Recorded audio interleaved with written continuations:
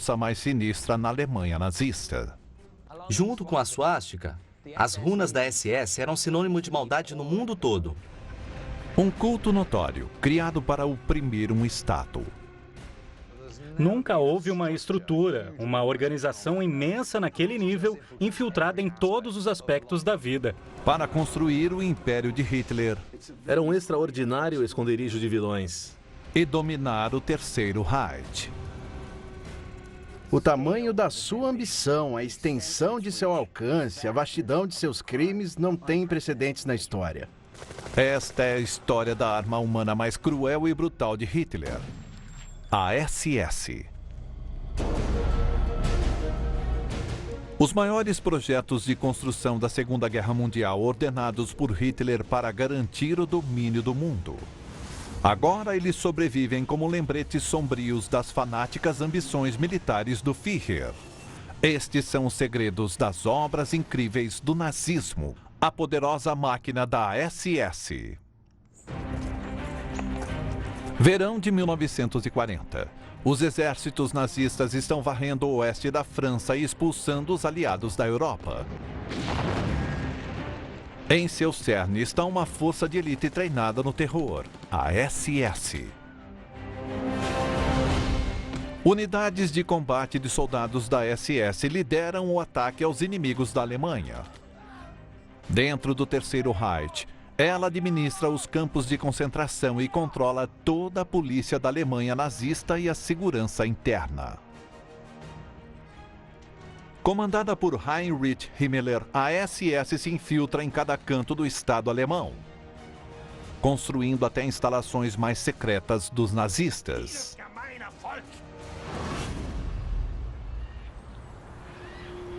Os restos da engenharia da SS até hoje mancham a paisagem europeia. O arqueólogo de campos de batalha Dr. Tony Pollard está no coração das florestas da Polônia Ocidental, explorando uma das maiores estruturas construídas pela SS, o chamado Projeto Gigante. Isto parece um sítio arqueológico, quase uma cidade perdida na selva, mas não é. É toda de concreto e aço, e as fundações são profundas. Há câmaras e salas também no subsolo. E a escala do projeto é fenomenal. Ele ia cobrir cerca de 35 quilômetros quadrados.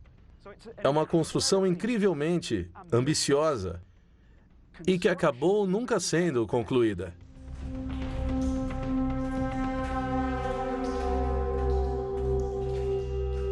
A SS montou um campo de concentração ali perto, exclusivamente para fornecer mão de obra escrava para o projeto. Um local operacional tão secreto que hoje seu propósito é um mistério. Quem poderia imaginar o que tem lá dentro? Era um extraordinário esconderijo de vilões. O tamanho dessas pedras, tudo é muito precário.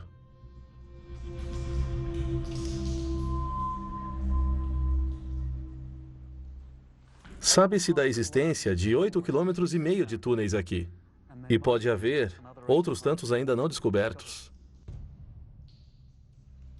Esta é uma de milhares de instalações criadas pela SS. Uma arma humana de elite que era uma das pedras angulares da Alemanha nazista. As origens da SS vêm de quase 20 anos antes, no início da ascensão de Hitler ao poder. 1925. A Alemanha está em colapso após sua derrota na Primeira Grande Guerra. A ira popular está em ebulição. O jovem Adolf Hitler lidera um movimento político ultranacionalista, o Partido Nazista. O desemprego é maciço, a economia está desaquecida, há uma hiperinflação. E isso é um terreno fértil para a violência, a rapinagem e toda sorte de maus elementos. Eles oferecem uma saída para a ira individual. Cresce o apoio a Hitler e ele se torna alvo de adversários políticos. Ele cria um serviço pessoal de segurança para se proteger. Seu nome é Schutzstaffel, ou Esquadrão de Proteção, mais conhecido pela sigla SS. Enquanto Hitler está no palanque fazendo seus discursos, eles precisam garantir que ele tem segurança para dar o que precisa dar. Um jovem desiludido, inspirado por Hitler, é o assistente administrativo Heinrich Himmler, de 25 anos. Himmler culpa os judeus pela derrota da Alemanha na Primeira Guerra. Ele é movido pelo desejo de erradicar grupos étnicos não alemães. Ele entra para a SS agora com quase 200 homens e sobe rapidamente por suas fileiras. Ele pensa, esses caras me servem, aqui vou usar um uniforme, posso brincar de ser soldado e posso fazer algo para ajudar a Alemanha. Em 1929, ele lidera a SS e é o braço direito de Hitler. Himmler decide fazer da SS uma enorme organização paramilitar, com lealdade incondicional ao Führer. Numa intensa campanha de recrutamento, ele incha seus números para 50 mil em apenas 3 anos. Em 1933, Hitler e os nazistas assumem o controle da Alemanha. Atenção! Hitler! Sieg Heil! Subitamente, quando Hitler assumiu o poder, a questão não é só garantir Hitler, mas garantir o Estado também. Isso significa polícia. E, de repente, sua rede se espalha cada vez mais. Himmler se torna chefe da polícia de Munique. Seu poder cresce e milhares de outros recrutas se juntam à SS. Seus quadros chegam a cerca de 200 mil, dando a Himmler o poder para sua próxima atitude. Uma das maneiras em que a SS podia se destacar era ajudando a se livrar de muitos oponentes políticos de Hitler. E assim Himmler teve a ideia do campo de concentração. Você instala um cordão de isolamento, arrebanha seus prisioneiros políticos e os coloca lá. Os mantém fora da sociedade e eles não são mais um problema. Himmler constrói seu primeiro campo de concentração na periferia de Munique, na cidade de Dachau. E a SS irá administrar o campo. O professor Stephen Remy, especializado na SS, explora as ruínas. Estou na parte mais antiga do lugar. Era uma fábrica de munições abandonada. E Heinrich Himmler decidiu, em março de 1933, transformar o lugar num campo de concentração, o primeiro da Alemanha. Estes prédios básicos inicialmente são preenchidos por umas 200 pessoas, prisioneiros políticos.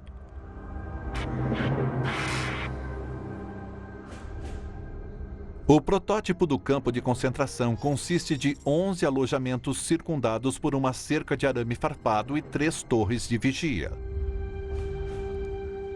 Himmler decide usar Dachau para atingir sua próxima meta.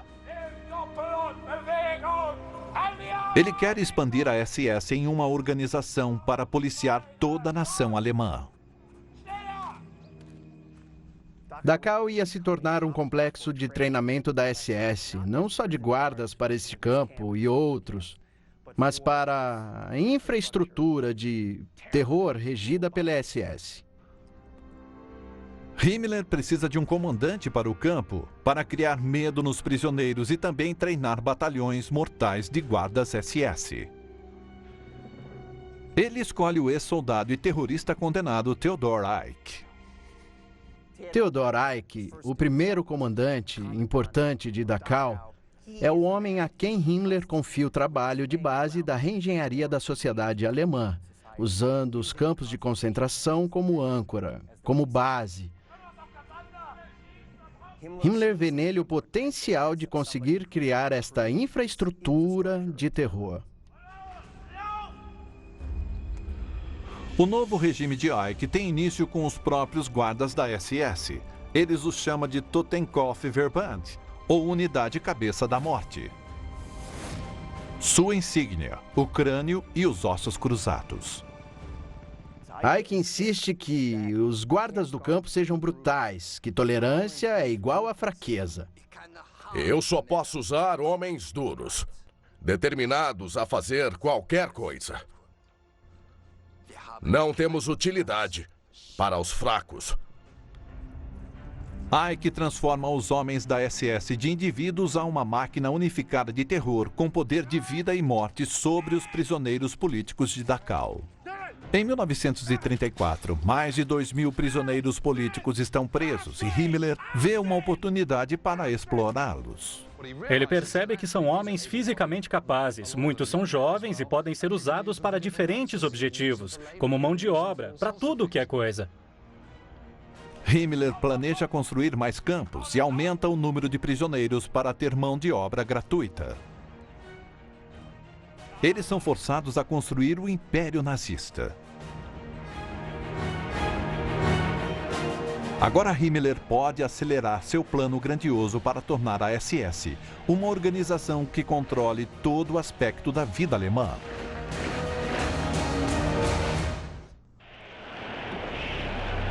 O sonho de Himmler é criar uma Alemanha racialmente pura. Mas primeiro ele precisa induzir seus homens a acreditarem em sua causa. Ele cria uma mitologia para justificar seus desejos obscuros. Himmler era, em grande medida, um sonhador. Ele lembrava dos mitos e lendas que lia quando era menino, contos antigos de cavaleiros teutônicos, do heroísmo, algo como o Rei Arthur e os Cavaleiros da Távola Redonda. E ele via a SS como uma espécie de ordem de cavaleiros em que todo alemão verdadeiro é alto, grande, musculoso, loiro e de olhos azuis. Muito embora quase todos no alto comando nazista não tivessem essas características. Himmler cria um padrão que todo recruta da SS deve preencher. Visão perfeita. Pelo menos 1,80 m de altura e mais de um século de ascendência alemã pura.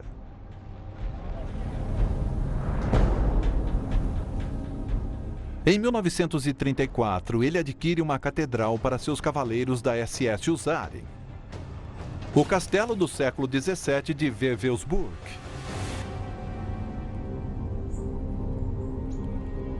Oitenta anos depois, o ex-oficial do exército britânico Patrick Burr explora o que restou do sonho de Himmler. Estamos do lado de fora de uma torre de vigia de Wewelsburg e podemos ver o contorno de um dos emblemas mais famosos do mundo. Junto com a suástica, as runas da SS eram sinônimo de maldade no mundo todo.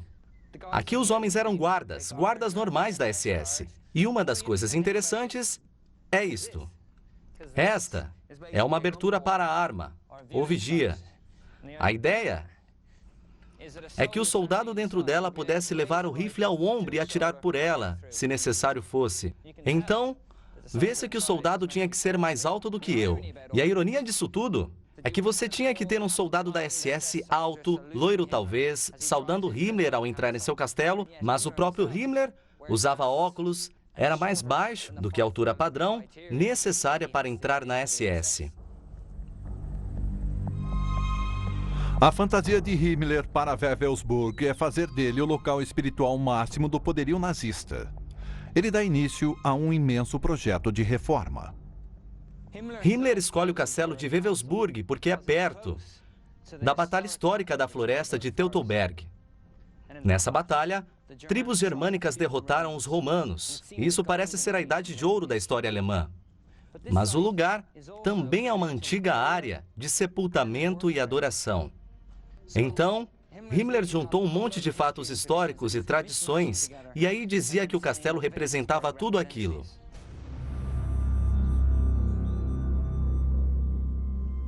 Himmler queria que seu castelo fosse o mais grandioso possível.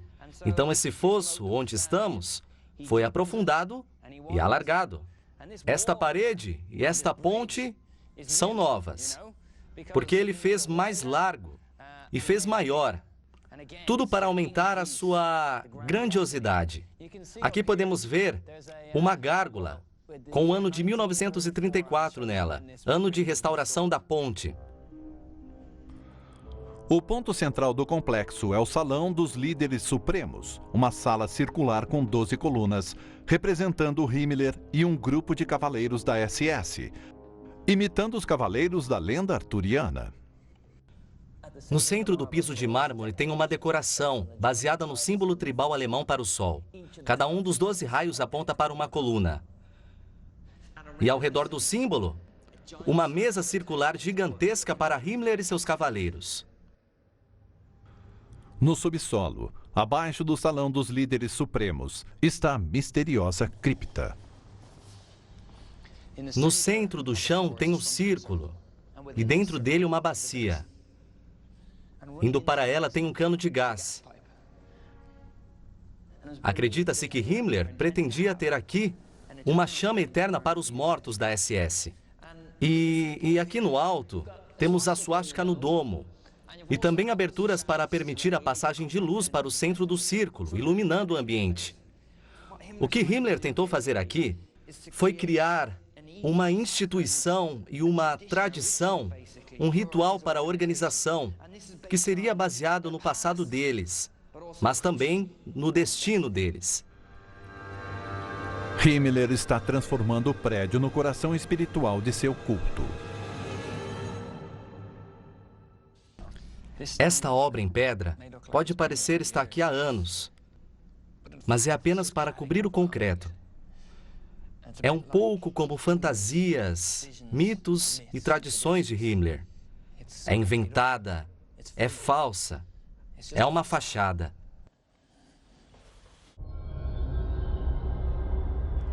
Em 1936, Himmler ganha o controle de todas as forças policiais alemãs. A SS agora tem duas facções principais: Allgemeine SS, controlando a polícia e a segurança interna, e Totenkopf Verband, administrando os campos de concentração. Himmler reescreve a lei, dando à SS poder para prender quem eles quiserem, quando quiserem. Ele produz um clima de medo em que a mínima oposição aos nazistas resulta em prisão.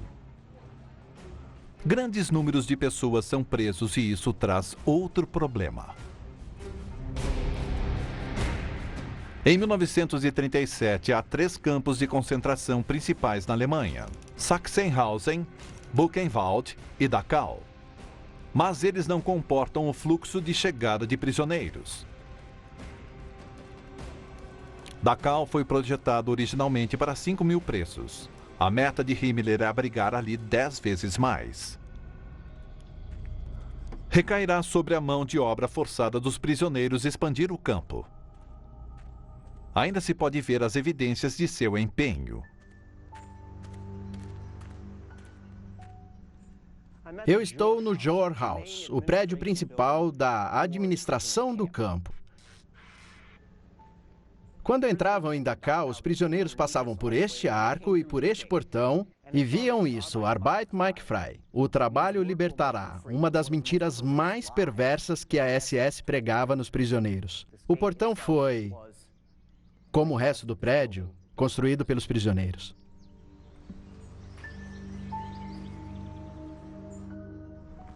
Himmler vislumbrava manter dezenas de milhares de prisioneiros em Dachau e outros campos de concentração. Estas são as fundações dos alojamentos quando a SS reformou e expandiu o campo. No fim da guerra, eram 34 alojamentos. O tamanho deste projeto em Dachau e outros campos reflete a escala e a ambição da SS ao construir uma estrutura de terror na Alemanha e Europa. Em 1938, a SS já tinha destruído toda a oposição política a Hitler na Alemanha. Centenas de milhares serviam em suas fileiras. Garantido em casa, Hitler anexa a Áustria e partes da Tchecoslováquia. A SS se prepara para seu maior desafio: a dominação da Europa. Enquanto a Alemanha nazista se prepara para a guerra, Himmler quer que a SS esteja no coração da luta. Ele está planejando uma facção militar de sua máquina, a Waffen-SS. Em 1939, havia cerca de 250 mil pessoas na SS, mas não tinham treinamento militar formal. Eram policiais, seguranças, guardas de campos, e isso é bem diferente de ser soldado na linha de frente. Na preparação para a guerra, Himmler construiu uma instalação de treinamento militar na cidade de Bad Tölz. Partes da estrutura ainda são reconhecíveis. Aqui é Bad Tölz. E foi aqui que Himmler optou por construir uma escola para treinar a elite política e militar da SS. E essas duas torres marcam a entrada para a escola. A escola é projetada para treinar oficiais de elite para liderarem futuros exércitos de soldados SS. Quando Himmler criou essa escola, ele tinha em mente como modelo básica Sandhurst na Inglaterra ou West Point nos Estados Unidos, mas ia ser muito mais do que isso. Junto com as 5 horas semanais de educação política, Bad Tolls também se concentra no treinamento militar e atletismo. Himmler tinha um fascínio meio estranho pela aristocracia inglesa, a elite inglesa. Ele achava que esta elite dominava a sociedade britânica e ele esperava que a SS tivesse função similar na Nova Alemanha. Algumas das atividades físicas, das atividades recreativas dos oficiais treinados em Bad Tolls refletiam este fascínio pela elite britânica, como o hipismo e até o cricket. No início de 1939, Bad Tolls está formando centenas de oficiais da Waffen-SS por ano. A estrutura da SS de Himmler agora tem 3 partes. A Totenkopf-Verband administra os campos de concentração. A Allgemeine SS controla a polícia e a segurança. E a Waffen-SS é seu braço de comando militar. Em setembro de 1939, Hitler está pronto para a guerra e planeja atacar a Polônia. Ele precisava de uma desculpa que justificasse a invasão da Polônia. E quem faria isso para ele? Bom, havia só uma organização a quem ele apelaria, que era a SS de Himmler.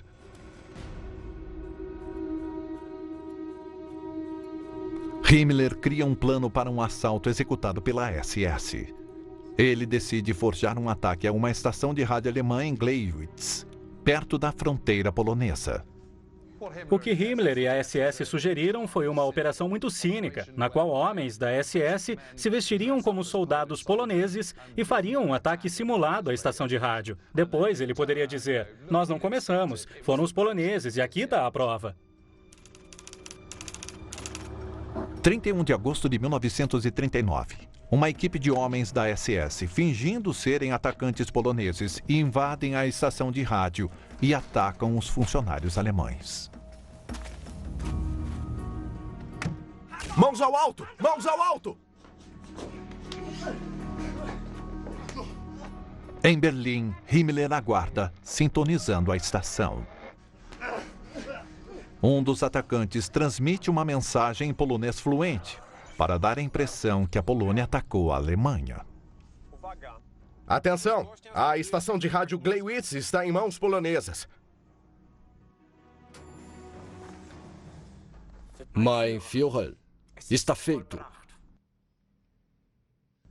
O que é incrível nisso é que nos poucos minutos desse ataque falso à estação de rádio, batendo em algumas pessoas, a SS conseguiu engendrar a desculpa perfeita que Hitler precisava.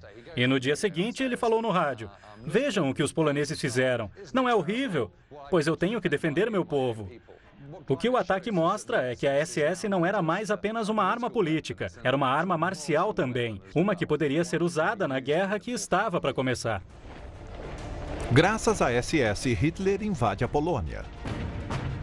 A Segunda Guerra Mundial tinha começado e a SS estava prestes a exportar seu reino de terror para a Europa.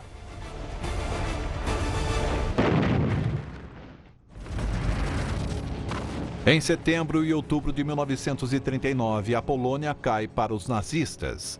Hitler agora olha para a França e a Inglaterra. Uma unidade de combate da Waffen-SS recém-formada irá liderar o ataque.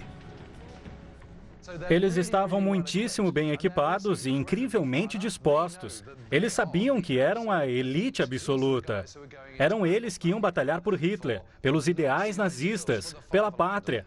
Eles vinham dos campos de concentração, onde a violência era a parte corriqueira da vida cotidiana. Já existia uma espécie de brutalização, de falta de humanidade no cerne dessa unidade, que ela levou para o campo de batalha. No início do verão de 1940, as forças britânicas e francesas estão recuando para a costa do Atlântico, seguidas pelos violentos alemães, e a SS comete uma de suas primeiras atrocidades militares. Soldados da Waffen-SS chegam à aldeia francesa de Le Paradis. Eles abordam uma unidade inglesa isolada numa casa de fazenda. Soldados camuflados da SS iniciam o ataque.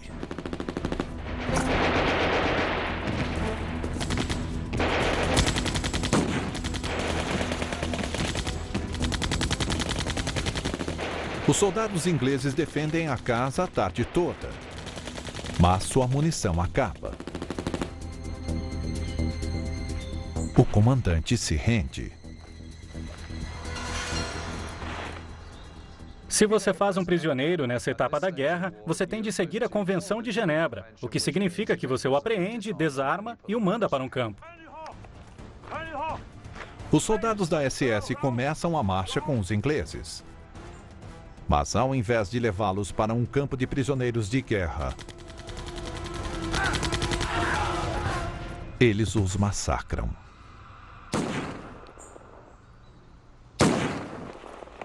Depois, 2 sobreviventes revelam os assassinatos ao mundo. O extraordinário em Le Paradis é que não havia nenhum motivo para eles os executarem. Eles tinham acabado de lutar exaustivamente, tinham perdido vários homens e acho que o sangue deles estava fervendo. A vingança estava no ar. O que a SS fez foi criar um clima e uma máquina de treinamento na qual o que é totalmente inaceitável passa a ser aceitável. O mundo livre horrorizado pensa como isso pôde acontecer. Em 1941, Hitler está mirando a Rússia. Seu plano é conquistar vastos trechos de terra para o povo alemão. Será tarefa de Himmler se livrar de milhões de eslavos, ciganos e judeus que ali vivem. Com a aproximação da invasão, ele convoca uma reunião no castelo de Wewelsburg. Himmler reuniu aqui seus líderes e, com isso, os informou sobre o extermínio da raça oriental. Um dos presentes registra as palavras arrepiantes de Himmler. Senhores, é uma questão de existência.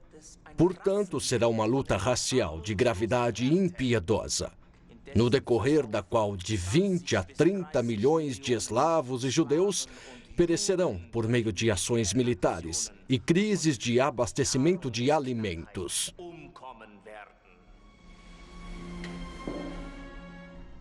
A ideia da invasão da União Soviética era que essa seria uma guerra de aniquilação, uma terminologia profundamente sinistra que, obviamente, ia desatar uma quantidade enorme de terror e violência na União Soviética. E eles fariam isso arrebanhando prisioneiros indesejáveis e basicamente os executariam. A SS acaba decidindo embarcar milhões para os campos de concentração. Isto apresenta para a SS um enorme desafio logístico. O desafio é movimentar um número imenso de pessoas através de vastas distâncias no meio de uma guerra. A solução é a malha ferroviária de antes da guerra.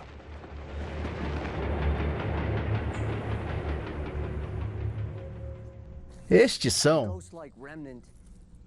remanescentes da linha construída pela SS, que ligava a estação em Dachau ao complexo da SS e ao campo de concentração.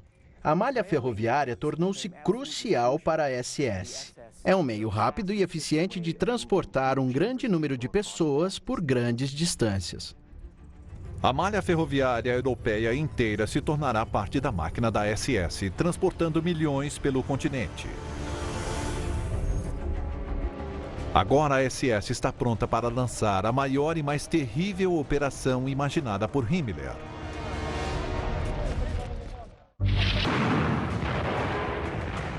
22 de junho de 1941.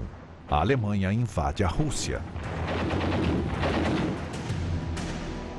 Em um ano, o plano de Himmler de matar milhões está a todo vapor. Os detalhes operacionais deveriam ser supostamente secretos e, para que ficassem secretos, a SS contava com o uso de eufemismos. Solução final para a questão judia é um eufemismo.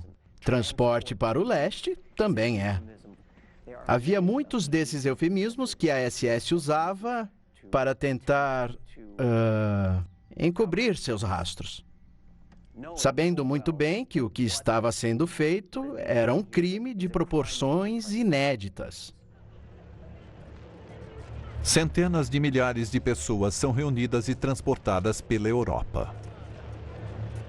As condições eram inimagináveis. Os nazistas converteram vagões de gado para transportar pessoas. Eles ficavam atulhados. No verão eram quentes como uma caldeira, no inverno eram gelados. Frequentemente as composições tinham que parar no meio do nada, às vezes dias a fio.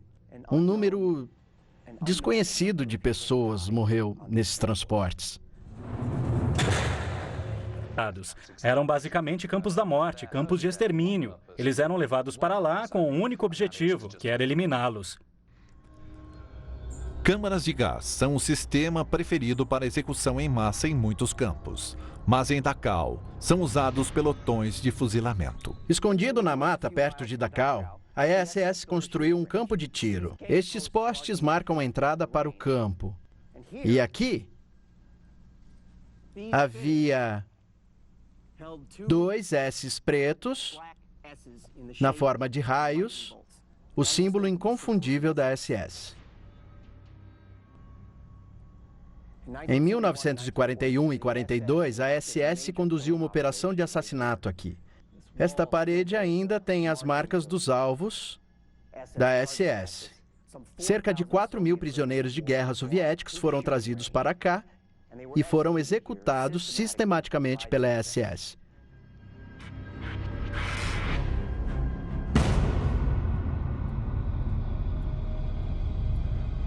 Em agosto de 1943, Himmler parece estar realizando seu sonho de domínio da SS. Mas sua doentia desconsideração pela vida humana fica evidente em suas cartas para a esposa. Nos próximos dias, estarei em Lublin, Auschwitz e Lvov. Faça uma boa viagem e divirta-se com a nossa filhinha. Com amor e 1000 beijos para você. A SS de Himmler opera suas próprias unidades militares, campos de concentração e forças policiais. Himmler concebe um vasto programa de limpeza étnica e controla um império que chega a todas as partes da Europa ocupada. O tamanho da sua ambição, a extensão de seu alcance, a vastidão de seus crimes não tem precedentes na história. Mas a maré está começando a virar contra a Alemanha nazista. Os russos estão revidando.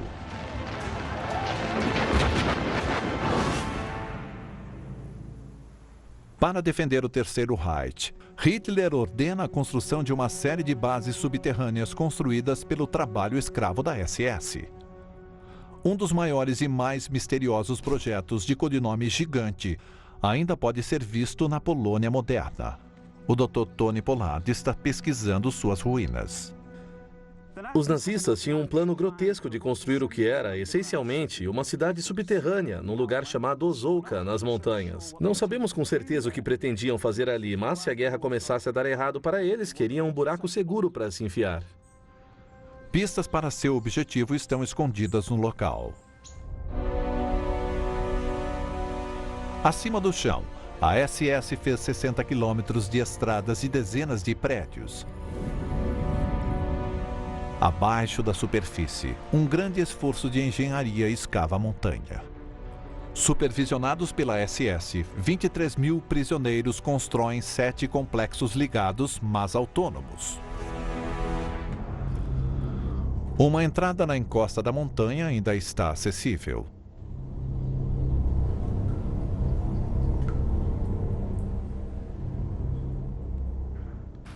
Assim que você entra, a temperatura cai feito uma pedra. É gelado aqui. Um labirinto de túneis leva da superfície até quase 50 metros montanha abaixo. Eles escavaram manualmente a pedra. Dá para ver onde estiveram quebrando. E aí é que está. Não foi um exercício mecânico. Teriam sido necessários milhares de operários e um período de tempo longo para abrir a montanha. A base é projetada para prender atacantes em espaços confinados e suportar um longo cerco. Nossa, o que é isso? Meu Deus, o que é isso?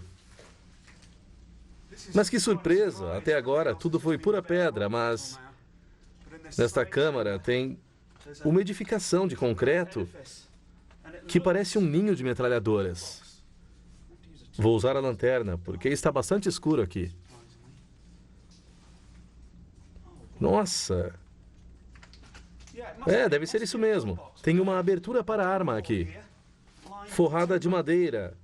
E no fundo, tem uma portinhola de aço. Portanto, presumo que teria uma metralhadora saindo por aqui. E isso faz todo sentido, porque cobre a entrada no ângulo certo. Isto é claramente produto de uma mente paranoica. É como uma coisa que um vilão no filme do James Bond criaria como esconderijo. Mas o Dr. No não teve nada com isso aqui. Temos aqui um bunker totalmente formado. Provavelmente a munição ficava aqui. Nossa! Veja isso. Tem uma chapa blindada. Aqui devia ter uma metralhadora. E eu consigo ver claramente a passagem ali. Ninguém passava, se eles não quisessem. Os nazistas tinham uma ideia estranha de como seria o futuro, com certeza. Boa parte da cidadela só é acessível por balsa. Isso é piada.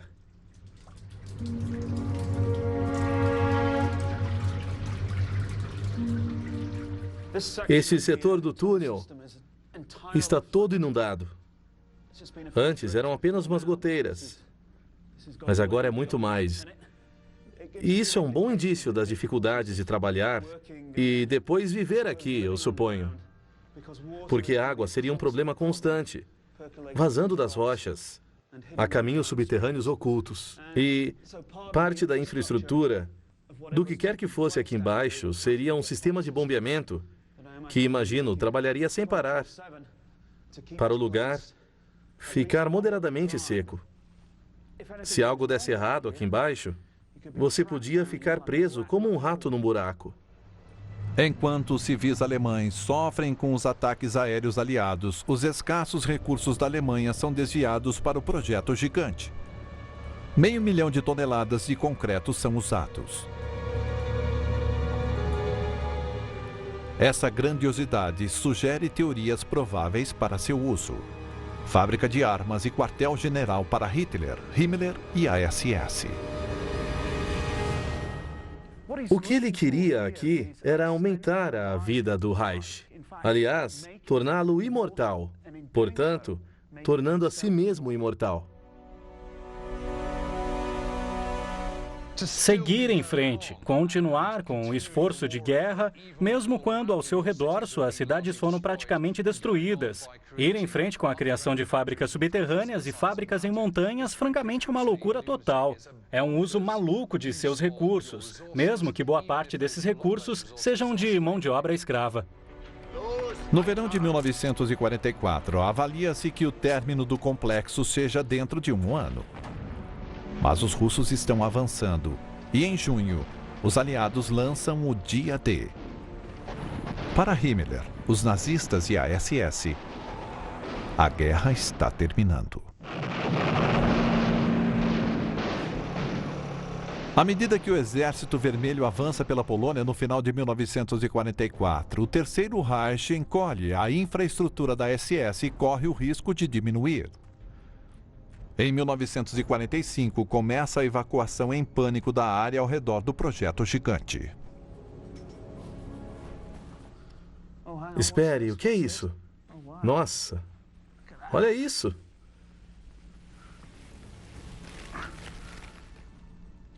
Caramba, é um capacete. Capacete alemão clássico da Segunda Guerra. Ainda tem parte da tira, a da testa e um pedaço da tira do queixo. Os alemães abandonaram esse sistema apressadamente no final da guerra. Abriram mão dele. Em março, a máquina de guerra alemã está em frangalhos. Toda a operação da SS de Himmler, 15 anos de trabalho, está à beira do colapso. Quando os alemães foram forçados a se retirar, eles tiveram o cuidado de tentar ocultar seus crimes o quanto podiam. Eles não queriam que o resto do mundo descobrisse a verdade da brutalidade e do horror do genocídio que tinham cometido. Em 29 de abril de 1945, tropas americanas chegam e liberam Dachau.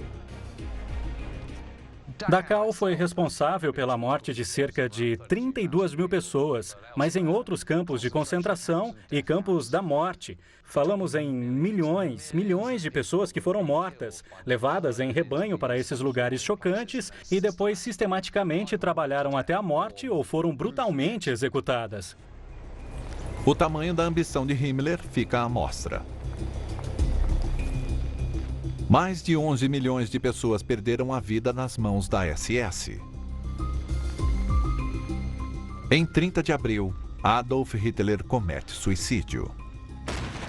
Mas Himmler fantasia com a fuga. Hitler cometeu suicídio, estava tudo acabado. A Alemanha estava em ruínas, mas Himmler não tinha a mínima intenção de jogar a toalha. Ele estava em fuga, percebeu que sua vida na Alemanha nazista tinha acabado, mas esperava poder se esconder. Agora ele era um dos homens mais procurados do mundo, e os aliados estavam atrás dele decididos a pegá-lo. Himmler faz o possível para destruir as provas das atrocidades da SS, mas seus crimes são extensos demais. Em 23 de maio de 45, ele é capturado pelos ingleses. Durante um exame médico, ele morde uma cápsula de cianureto cometendo suicídio. A SS morre com ele. No fim da guerra, essa estrutura enorme, que tinha sido parte crucial do Terceiro Reich, que se infiltrou em quase todos os aspectos da máquina de guerra nazista, implode de repente. Quase que da noite para o dia, a SS, essa estrutura imensa, organização imensa, deixa de existir. Milhares de soldados da SS são julgados na Europa. Em Dachau, só um tribunal militar especial americano condena 420 à morte. Está condenado a ser enforcado até a morte. A SS é declarada uma organização criminosa. Era para ela ser um exemplo da pureza e da força do Terceiro Reich, mas na realidade se tornou símbolo do mal que foi a Alemanha de Hitler. O horrendo legado da SS de Himmler se ergue como um monumento dos horrores do nazismo.